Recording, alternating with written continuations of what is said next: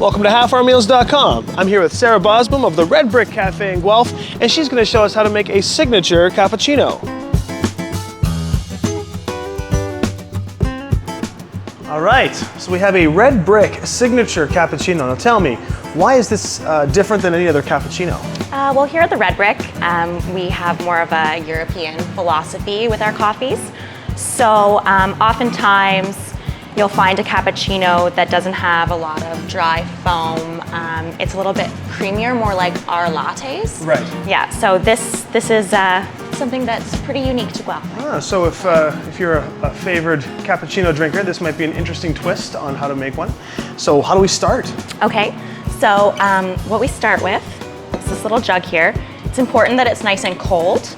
That just helps the milk froth out better. Oh, I see. You can just run it under some cold water or something, or put it in the fridge beforehand. Okay, so we got our cold jug and using whole milk. We're using whole milk, yes. Pour about this much milk into your pitcher. All right, so a little less than half, it looks like. Pretty much, Okay. yeah. Now it's important to steam the milk first, just because it gives it time to settle while you're pouring the espresso That's shot. how you get that dry foam. That's it. So you start with just barely putting the tip of the wand into the milk. Turn it on. And you want to hear that nice sound. Like a high-pitched squeal. Yeah, and you can hear that hissing. Right. And pull it down very slowly, and you want to keep that hiss going. So you don't ever really want to submerge it entirely in? No, not till you get to the top. Whoa. Yeah.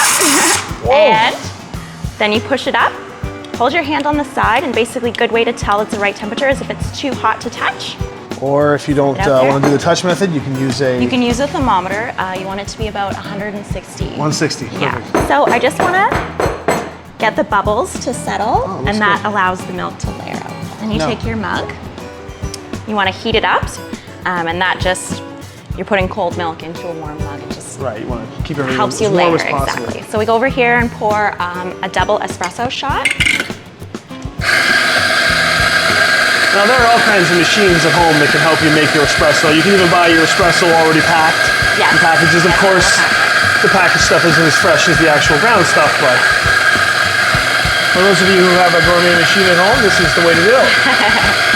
All right. So then we tamp the shot. So we're just hitting the side with the butt here. And what it does is just makes the grinds nice and even. Because then I press the shot. And what's important with this is a nice even pressure all the way around. I'm turning it just to... Yeah, just to make sure that it's nice and even. Give it a little bit of a hit again, just to get all the grinds in there. Let's come over to the machine. Now, if you've been using your machine, you want to make sure that you purge it to ensure that there's no leftover grinds in there from something you've made previously. Pour out your hot water, slide the mug underneath, and pull the shot. So what you want to ensure is when you're pouring the shot that it's about 20 to 25 seconds. That's how you know that it was a nice, evenly compressed shot. Oh, it smells so good. One of the best things about coffee is the smell.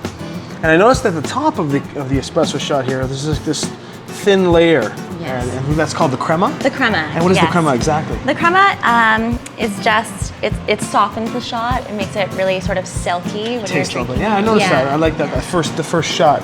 So we take a spoon just to hold back what we have up here. Okay. Scoop it back a little bit, and you'll notice that this is just sort of like pouring like regular milk.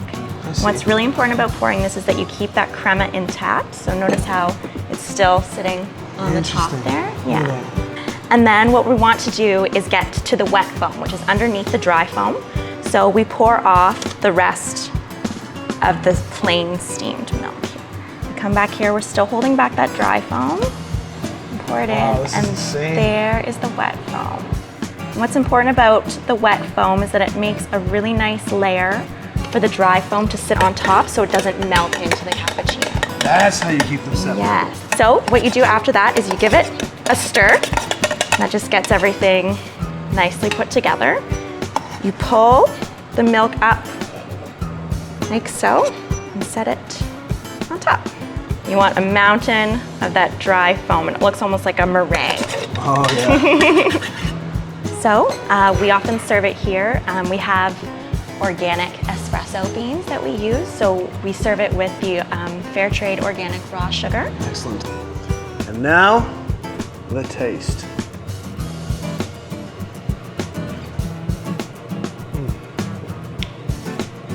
I don't even have to put any sugar in it. It's just that good.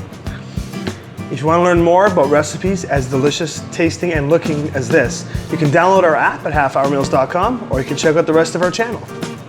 Cheers.